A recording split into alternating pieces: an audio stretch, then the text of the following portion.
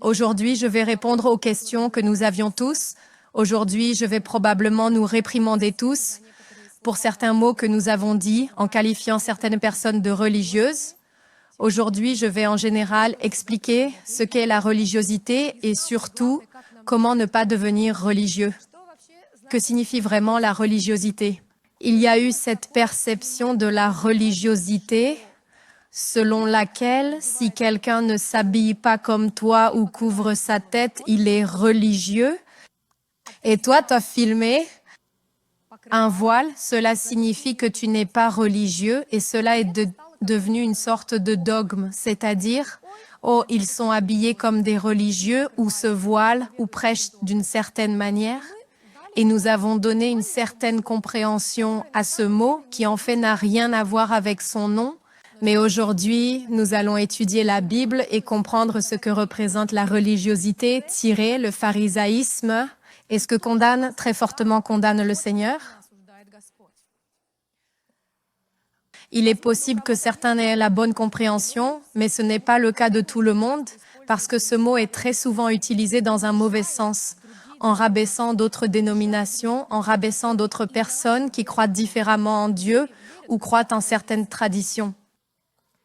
Nous les appelons religieux, les rabaissant dans notre cœur. Nous les appelons pharisiens, les rabaissant dans notre cœur. Mais essayons de comprendre si nous comprenons vraiment tout correctement. Et lequel d'entre nous est religieux? Selon la parole de Dieu. Eh bien, tout d'abord, que le mot religiosité, c'est, religieux signifie à l'origine quelqu'un qui adhère à une certaine religion. Ce n'est ni bien ni mal. Religieux peut être un musulman, religieux, c'est-à-dire qu'il est dans une religion. Religieux peut être un leader. Des rituels peuvent être religieux, juste des rituels religieux. Nous avons commencé à avoir peur de ce mot religieux, d'accord, bien que ce soit un mot simple, sans qui parle de religion. Il y a des gens, des adeptes d'une religion. Bien ou mal, c'est déjà une autre histoire, c'est déjà une troisième histoire. Mais il y a une autre compréhension du mot religieux dont il parle Jésus. Dans le Nouveau Testament, nous voyons constamment Jésus mécontent de ces leaders religieux qui sont des pharisiens.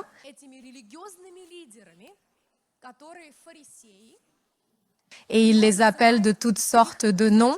Nous allons lire beaucoup de passages des Écritures et nous verrons ce que Jésus reproche à ces leaders religieux. Il les reproche constamment, constamment. Il n'y a pas un seul endroit où il serait d'accord. Il reproche constamment, corrige constamment. Bien que les pharisiens soient des rois, soient des gens qui croient en Dieu, des gens fidèles, et aussi fidèles à la loi, en principe, ce qui était requis dans l'Ancien Testament, ils le faisaient tous précisément. Selon la lettre, Jésus-Christ vient et reprend. Ici, le mot religiosité prend un autre sens, c'est-à-dire qu'on peut être religieux, mais Christ n'est pas satisfait de toi.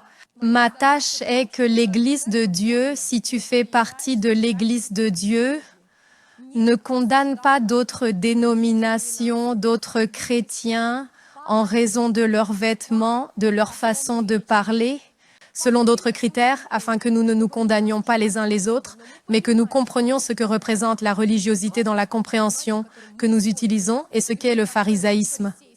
Oui, quand je parle de religiosité, je vais l'utiliser au sens de pharisaïsme. Bien que le mot pharisien à l'origine ne signifie rien de mauvais, il indique simplement qu'il s'agissait de leaders qui croyaient en certaines choses, avaient certaines traditions et veillaient activement et assidûment à l'accomplissement de la parole. En principe, ce que le Seigneur a prescrit. Mais quel est le problème avec ces leaders religieux? Qu'à un moment donné, ils ont conservé la forme en oubliant l'essence. Par exemple, le fait que nous venons à l'église chaque dimanche. Je vais à l'église le dimanche depuis 30 ans. N'est-ce pas une tradition pour moi? C'est une tradition. Alors on peut dire que c'est de la religiosité. Chaque dimanche, je vais à l'église. Un autre exemple, tu te forces à prier 2 fois par jour, le matin et le soir, 30 minutes le matin, 30 minutes le soir. Et tu le fais pendant de nombreuses années, tu es religieux, ou tu te forces à te mettre à genoux quand tu n'en as pas envie, tu es religieux. Dieu t'entend, même quand tu es allongé, bien sûr. mais j'ai le droit de me forcer à me mettre à genoux, car c'est une position de soumission. Je montre de l'humilité devant Dieu, je veux me mettre à genoux. Et toi, tu penses que je suis religieux parce que je veux me mettre à genoux? Peut-être que c'est toi qui es religieux parce que tu as décidé que cela devait être différent, que nous ne devions plus nous agenouiller devant Dieu. Donc, il s'avère que nous suivons tous un peu les traditions correctes. Nous sommes tous un peu religieux ou même pas un peu très religieux et même un peu pharisiens, on peut dire, au sens strict du terme. Correct? De toute dénomination. Nous avons certaines habitudes et nous aimons les respecter. Correct? Nous avons une croix qui pend quelque part sur la scène. Depuis 20 ans, nous commençons toujours le service à 10h30. Nous sommes religieux. Vous comprenez ce que je veux dire?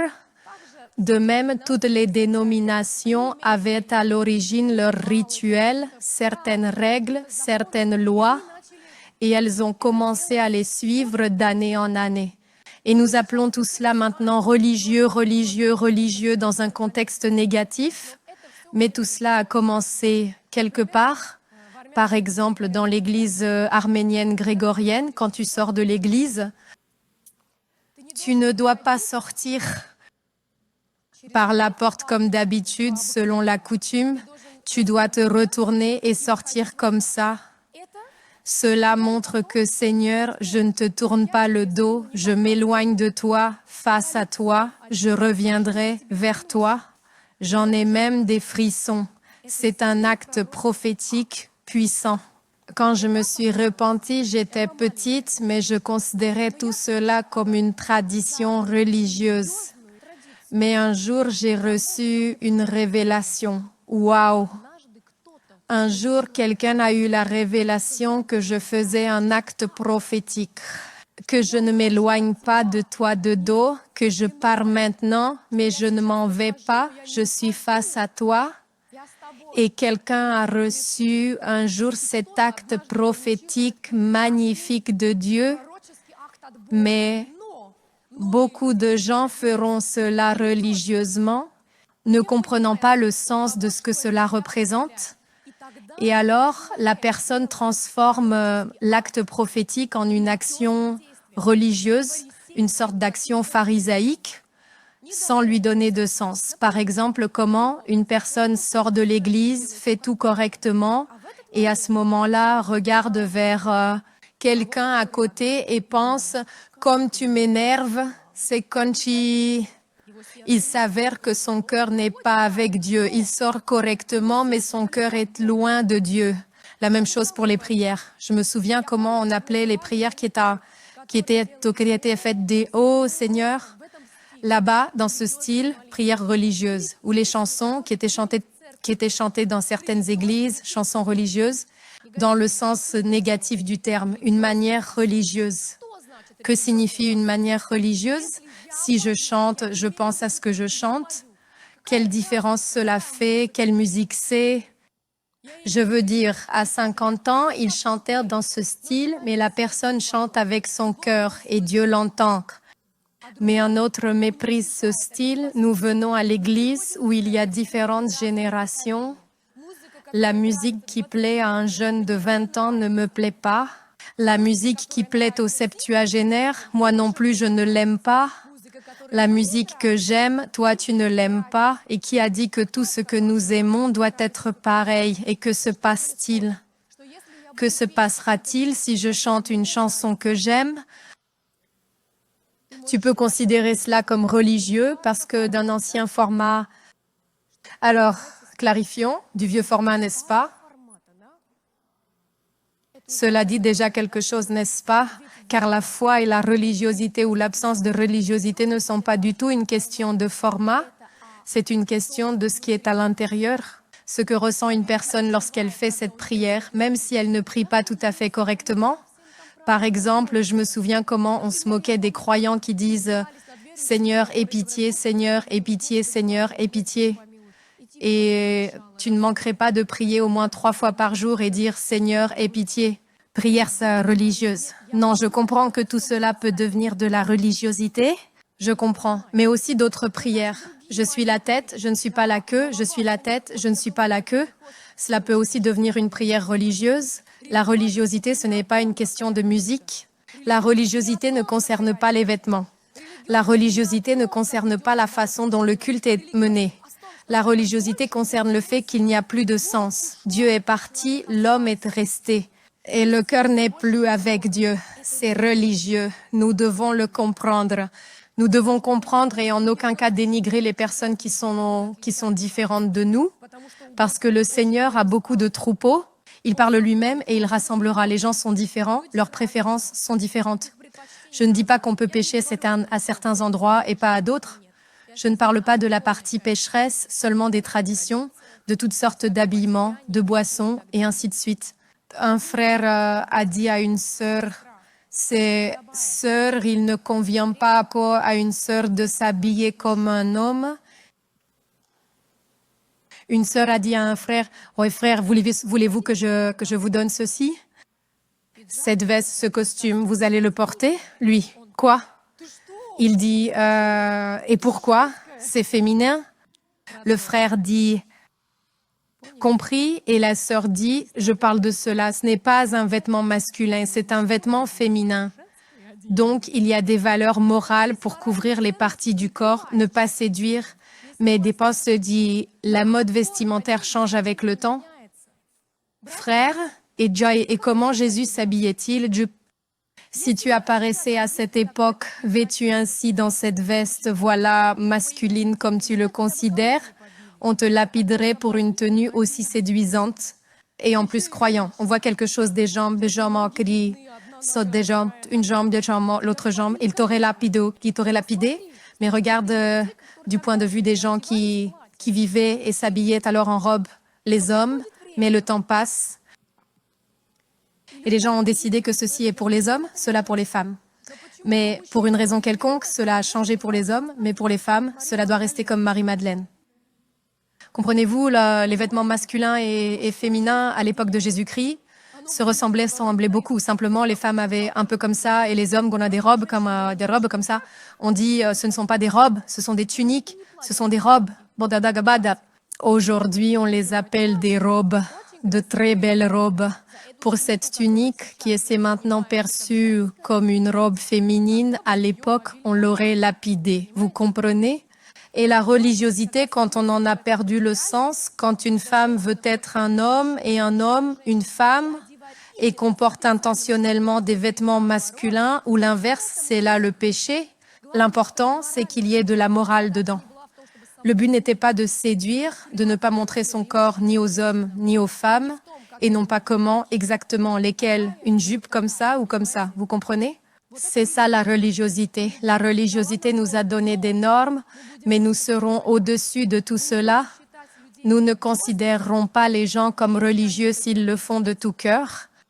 Je dis toujours, si quelqu'un pense que Dieu aime, et elle, parce qu'elle porte une longue robe et que la robe n'est pas moulante et que tout est couvert, mais elle a une relation avec Dieu, elle prie, elle aime les gens, elle ne juge pas.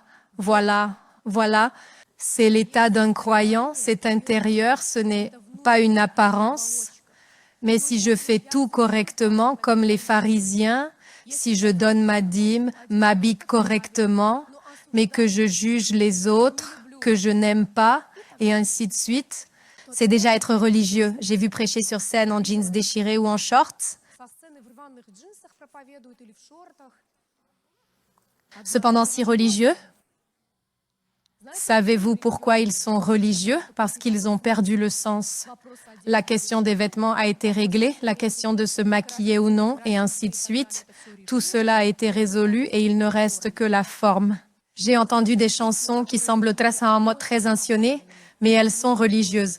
Je sens que c'est une imitation de l'onction. Savez-vous ce qu'est une imitation de l'onction? Quand quelqu'un a chanté une chanson, Itzara, elle a écrit une chanson, c'était très inspiré. Il y a un ensemble particulier de notes comme qui sonnent d'une certaine manière et les gens perçoivent cela comme une chanson inspirée. Ensuite, Diema Conta, il y a une imitation de ce style. mais il n'y a plus ce cœur, cette émotion. La personne qui chante ou crée cette chanson imite simplement l'onction. On ne peut pas déterminer la religiosité ou le pharisaïsme par l'apparence. Cela se détermine uniquement par l'état intérieur de la personne. Une personne peut te sembler religieuse, mais elle peut avoir une relation vivante avec Dieu. Et le plus important, l'épreuve, c'est l'amour pour les gens. Une personne religieuse n'aime pas les gens, tout comme les pharisiens. Ils pouvaient dire aux gens, peu importe que tu ne puisses pas aider tes parents, mais apporte cet argent à l'église qui est à Joe, c'est-à-dire au temple à l'époque. Si tu l'apportes au temple, alors tout est en ordre. La parole de Dieu dit, si tu ne prends pas soin de ta famille, tu es pire qu'un incroyant. Quand nous oublions l'amour du prochain, la foi, la droiture, la sainteté devant Dieu, mais nous accomplissons certains rituels. Oui, nous pouvons aller à l'église pendant 30 ans, dans l'église la moins religieuse, danser en présence de Dieu, lever les mains, crier Alléluia et être religieux. Juger les gens parce qu'ils prient mal, qu'est-ce qui rit mal, parce qu'ils s'assoient mal, parce qu'ils ne se lèvent pas au bon moment pendant la louange, parce qu'ils ne savent pas bien louer, ne savent pas où crier Amen et Alléluia, c'est déjà de la religiosité. Tout peut devenir de la religiosité, je vous le prouverai, que si nous ne restons pas vigilants, nous deviendrons tous religieux et nous serons déjà désagréables à Dieu. Et pourquoi est-ce que j'en parle? C'est sérieux, vous pensez? C'est très sérieux. Et plus tu grandis en Dieu, plus Dieu exige de toi de la fraîcheur, de la vigilance, de marcher dans l'esprit. La preuve en est Moïse, Exode 17, 5, 6. Le Seigneur dit à Moïse, « Passe devant le peuple et prends avec toi quelques-uns des anciens d'Israël et ton bâton avec lequel tu as frappé l'eau, prends-le dans ta main et va. Voici, je me tiendrai devant toi là sur le rocher à Horeb, et tu frapperas le rocher et il en sortira de l'eau et le peuple boira. » Et Moïse fit ainsi aux yeux des anciens d'Israël. C'est la première fois que le peuple n'a pas d'eau, et le Seigneur dit, « Tu prendras le bâton et tu frapperas le rocher et il sortira de l'eau. » Puis, dans Nombre 27, 12, « Prends le bâton et rassemble l'assemblée. Toi, Aaron, ton frère, et dis au rocher devant leurs yeux, et il donnera de l'eau. » Ici, dans cette histoire, une histoire similaire avec le même homme de Dieu. Et là, Dieu dit à la roche, la première fois, il dit « frappe ». La deuxième fois, il dit « 10 ». Et que s'est-il passé lorsque Moïse est allé accomplir ce que Dieu lui avait ordonné? Qu'a-t-il fait? Il a d'abord dit, puis frappé, bien que Dieu lui ait dit « dis ». Et le Seigneur, il s'est mis en colère. Je ne comprenais pas. Je me disais, bon, d'accord, Seigneur, il a fait tant de bonnes choses pour toi, ça valait la peine de se mettre en colère comme ça. Mais vraiment, il était vraiment en colère et il a dit, parce que tu n'as pas manifesté ma gloire, que tu n'as pas montré ma gloire, tu m'as humilié devant le peuple, tu n'entreras pas dans la terre promise. Seulement parce qu'il a fait ainsi que le Seigneur lui a dit, de plus ainsi que le Seigneur lui a dit cette fois-là. C'est-à-dire rien en dehors du cadre de la parole de Dieu. Dieu lui a dit la première fois, frappe. Il avait de l'expérience. Et cela a aidé. La deuxième fois, Dieu lui a dit, cette fois, tu ne fais que parler. Et il a utilisé son expérience. Dieu,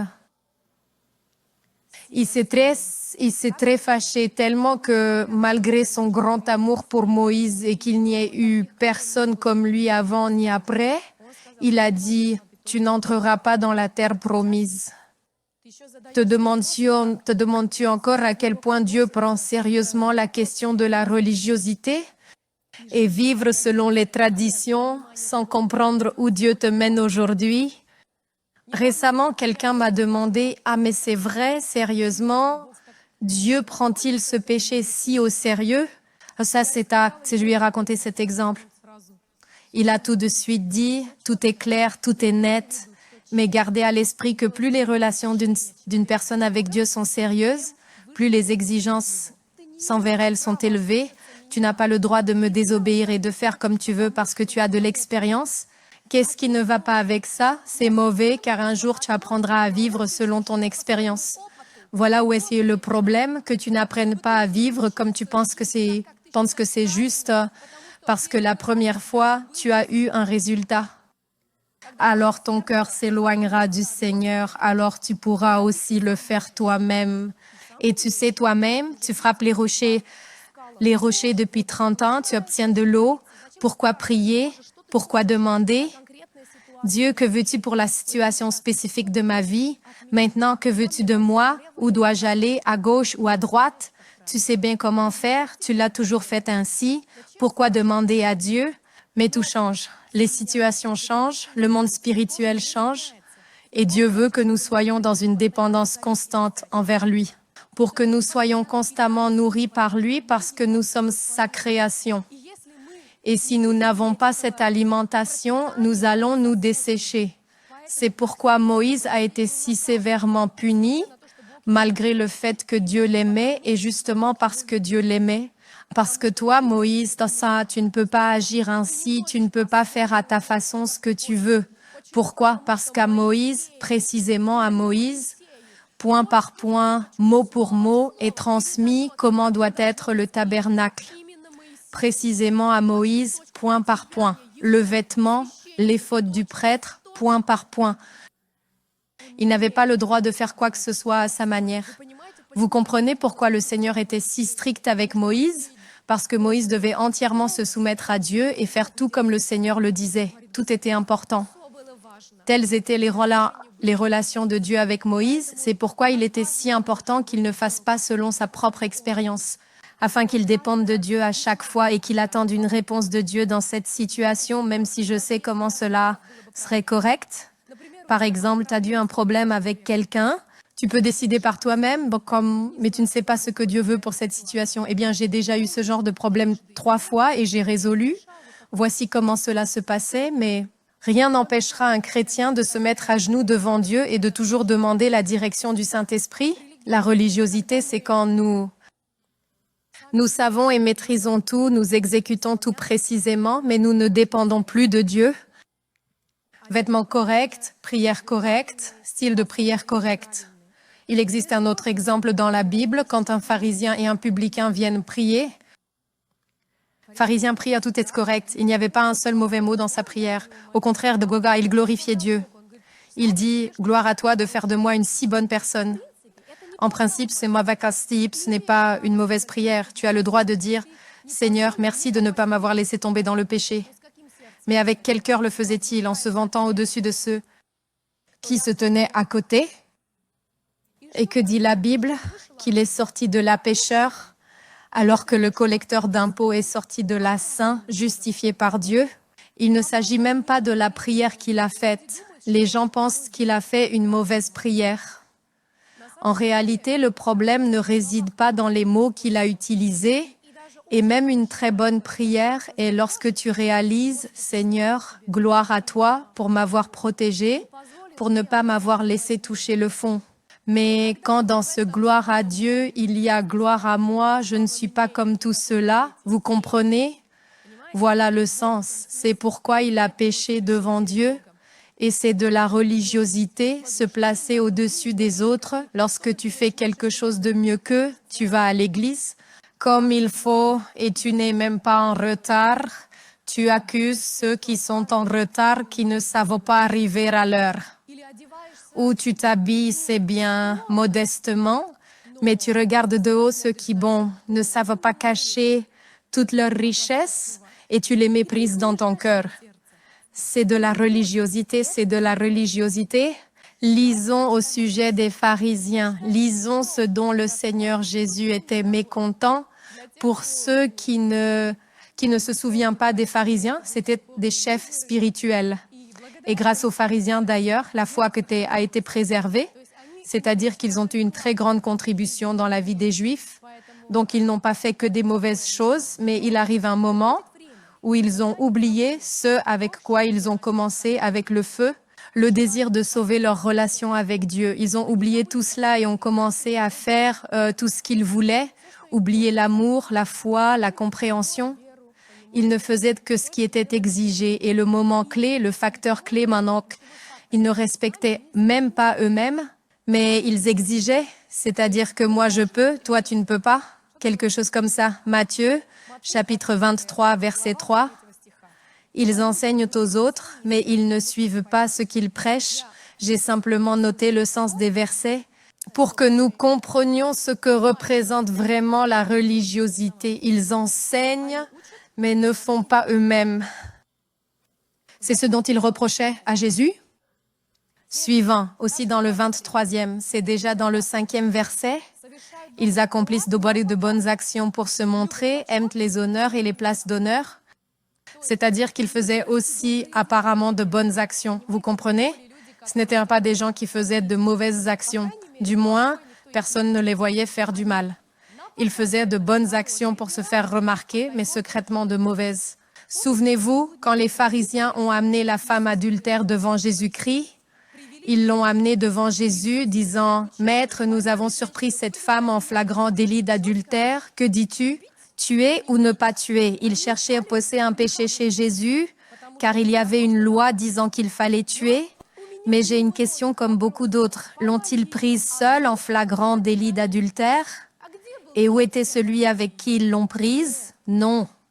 Celui-là n'a pas été attrapé, on n'en a même pas parlé, mais la foule d'hommes en colère, guidés par le diable qui déteste les femmes. Seule elle a été traînée par les cheveux, elle est une prostituée. Jésus a dit que celui qui est sans péché jette le premier la pierre. Ces mots avaient une force qui pénétrait leur esprit, réalisant que nous-mêmes sommes pécheurs. Et ils ont éveillé cette compréhension que nous péchons nous-mêmes. Et cette femme, on l'a traînée seule encore. La religiosité, c'est quand la loi est au-dessus de la vie humaine. La religiosité, c'est quand ton enfant peut mourir de faim, mais tu apportes de l'argent au temple.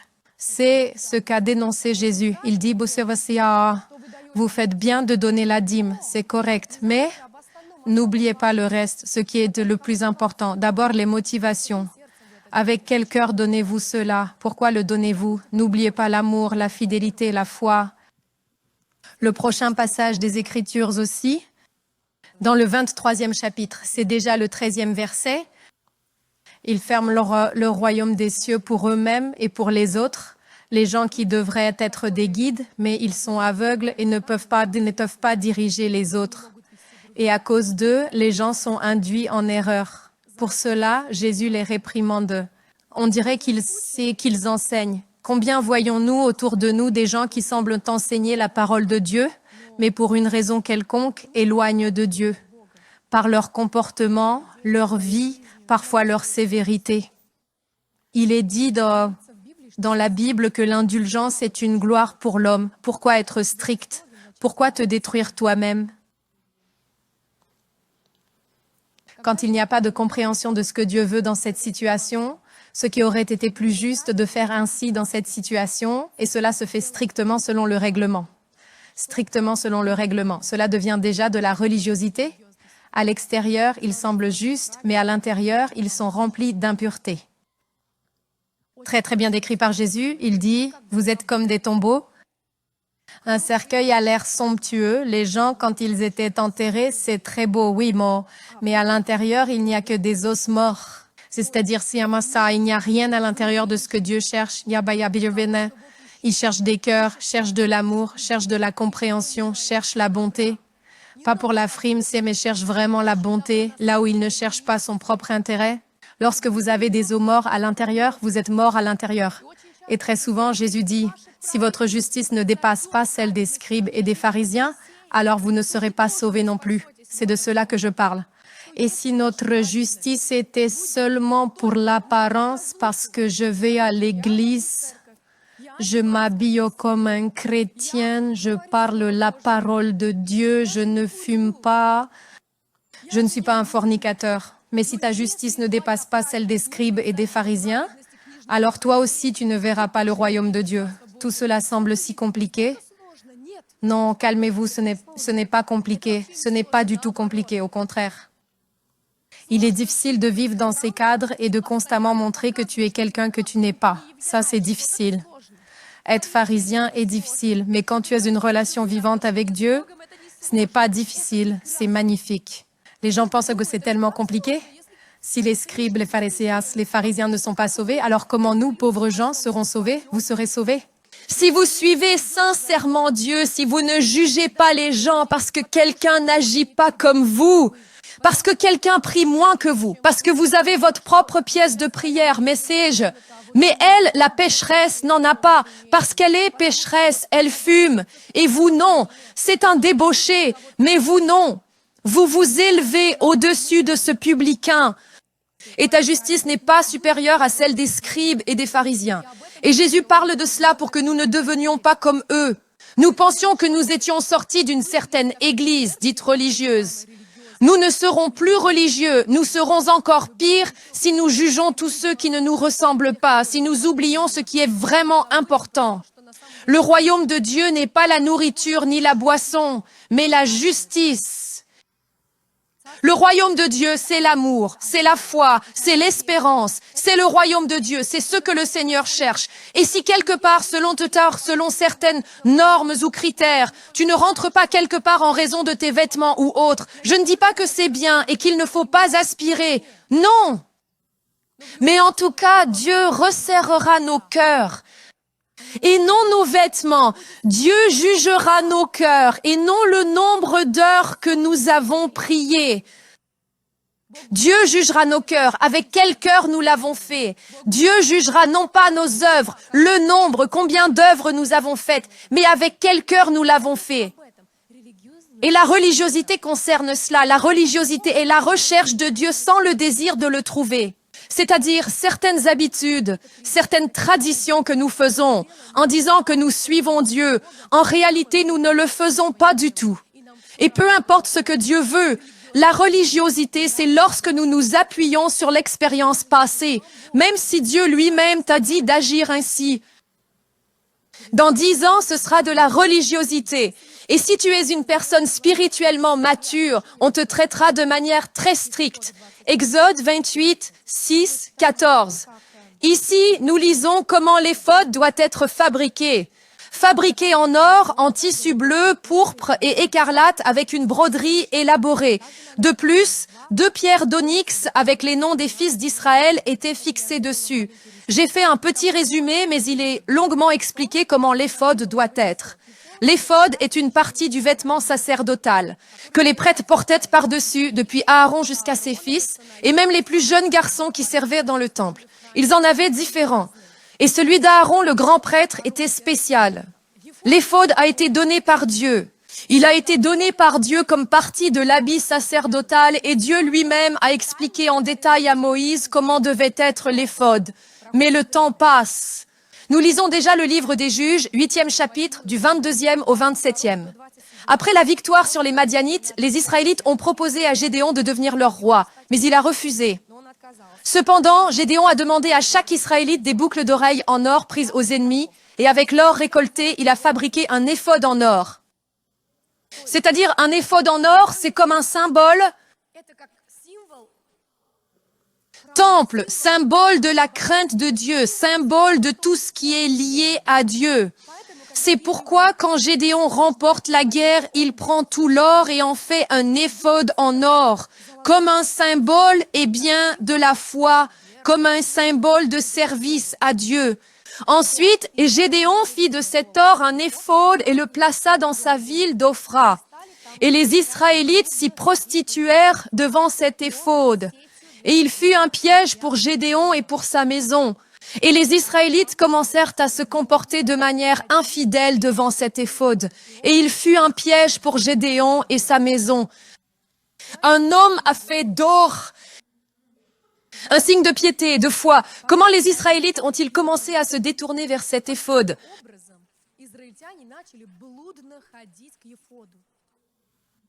C'est-à-dire qu'ils ont commencé à adorer l'éphod.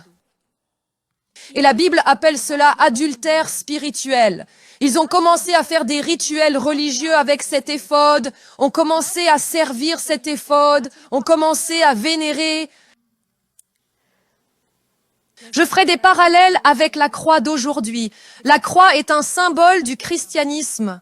Bien que la croix sur laquelle le Christ a été crucifié ne ressemblait pas à cette croix, cela ne change en rien le sens, car la question n'est pas dans la croix, mais en celui qui a été crucifié sur la croix. Comprenez que même la croix peut devenir un attribut négatif religieux quand une personne oublie ce que la croix représente. Mais quand une personne voit la croix et se rappelle que mon Dieu est mort pour moi afin que je ne pêche pas, alors cela a du sens, alors ce n'est pas religieux. Regardez de haut ceux qui n'ont pas de connaissance des profondeurs spirituelles, ce n'est certainement pas mieux. Quand j'étais enfant, je pensais que ma croix, celle que j'ai, me sauve, précisément la croix, parce qu'elle est dans mon portefeuille. Non, mais le plus intéressant, c'est que j'ai trouvé 2 croix. Il n'y avait même pas de trou pour les suspendre. Je les ai collées avec de la colle l'une à l'autre. Et j'étais convaincue que comme il y avait 2 croix reliées entre elles, elles avaient encore plus de force. Mais vous savez, je ne pense même pas que ce soit mal. Je pense que pour un enfant de 7 ans, c'est « Oh, quelle foi !» Mais si je pensais de cette façon aujourd'hui, ce serait un peu religieux parce que même si cette croix n'est pas dans mon portefeuille, le Christ est dans mon cœur, ça je le comprends. Je n'ai pas oublié de quoi parle cette histoire. Comprenez-vous que même une croix peut devenir un attribut religieux négatif quand une personne oublie ce que symbolise la croix. Mais quand une personne voit la croix et se souvient que mon Dieu est mort pour moi, pour que je ne pêche pas, chaque fois, cette croix rappelle qu'il a été tué pour moi. Alors, cela a du sens. Alors, ce n'est pas religieux. Je pense même que pour cet enfant de 7 ans, c'était un signe de foi. Ce n'est pas aussi effrayant qu'une personne qui a oublié ce que sont l'honnêteté, la sainteté, la justice, etc. et se prosterne devant le Christ. Dieu jugera même certains pour cela, surtout ceux à qui cela a été révélé, mais qui n'annoncent pas correctement la parole de Dieu, surtout ceux qui manipulent à pas d'écus la parole de Dieu comme les pharisiens. C'est pourquoi j'ai lu tous ces passages des Écritures. Alors, qu'est-ce que la religiosité maintenant? La religiosité n'est pas des objets. La religiosité n'est même pas des rituels. La religiosité n'est même pas des vêtements. Des vêtements, ce n'est pas le style de discours ou de prière, c'est la religiosité. Quand Dieu n'est pas dans tout ça et que l'homme continue par habitude, comme il savait le faire, comme il l'a toujours fait, il continue soi-disant à servir Dieu. Et Dieu regarde et pense, qu'est-ce que tu fais là? Qui t'a demandé? Moïse, qui t'a demandé de frapper le rocher? Une fois, j'ai fait une prière et il y a eu des résultats sérieux. Puis j'ai commencé à faire cette prière chaque fois. Je vois qu'il n'y a plus de résultats. Bien sûr, c'est Dieu qui t'a dit de faire cette prière spéciale pour cette personne. Et maintenant, tu essaies de faire porter à tous un manteau étranger. Dieu veut que nous soyons dans une dépendance constante. Et vous savez quoi? Être non religieux. Beaucoup plus facile. Quand ils disent « Je ne sais pas, voyons ce que Dieu dira, je ne sais pas ». C'est bien quand tu n'as pas à tout savoir. C'est bien quand tu n'as pas à connaître toutes les solutions. C'est bien quand tu n'as pas à tout maîtriser. Mais tu sais que Dieu te guide. Est-ce important pour nous? Eh bien, réfléchissez chacun à votre niveau à quel point c'est important. Et où veut nous mener Dieu? À une dépendance absolue de lui, pour qu'en tout cela, il soit glorifié dans notre vie, pour que nous continuions à aimer les gens, à les élever sans jamais nous élever. Ne te considère pas meilleur parce que nous faisons quelque chose différemment, mais humilie-toi devant Dieu pour ne pas devenir religieux. Voilà ce que nous n'aimons pas tant, mais il se trouve que beaucoup y étaient et ne s'en rendaient même pas compte. Prions. Père, merci pour ce jour. Merci pour cette parole, Dieu, pour le fait que tu nous guides. Seigneur, je sais que tu ne laisseras personne sans révélation, Dieu. Je sais que beaucoup de cœurs aujourd'hui étaient ouverts et prêts à entendre cette parole. Je sais, Seigneur, que beaucoup ne vont pas seulement accepter cette parole, mais porteront des fruits selon elle. Au nom de Jésus-Christ, Dieu, nous, en tant qu'Église, dépendons de toi. Dieu, nous, en tant qu'Église, ne pouvons pas sans toi. Chacun de nos gestes, chacun de nos pas, tout ce que nous faisons, nous voulons en tout, Seigneur, recevoir de toi une confirmation. Nous ne voulons pas simplement, par nos propres forces, notre sagesse, notre compréhension et notre expérience, aller quelque part, faire quelque chose, Seigneur. Mais nous voulons en tout nous soumettre à toi, Seigneur. Seigneur, et dans notre Église, et dans notre famille, et dans notre vie personnelle, au nom de Jésus-Christ. Et que ton nom soit glorifié, Père, Fils et Saint-Esprit. Amen.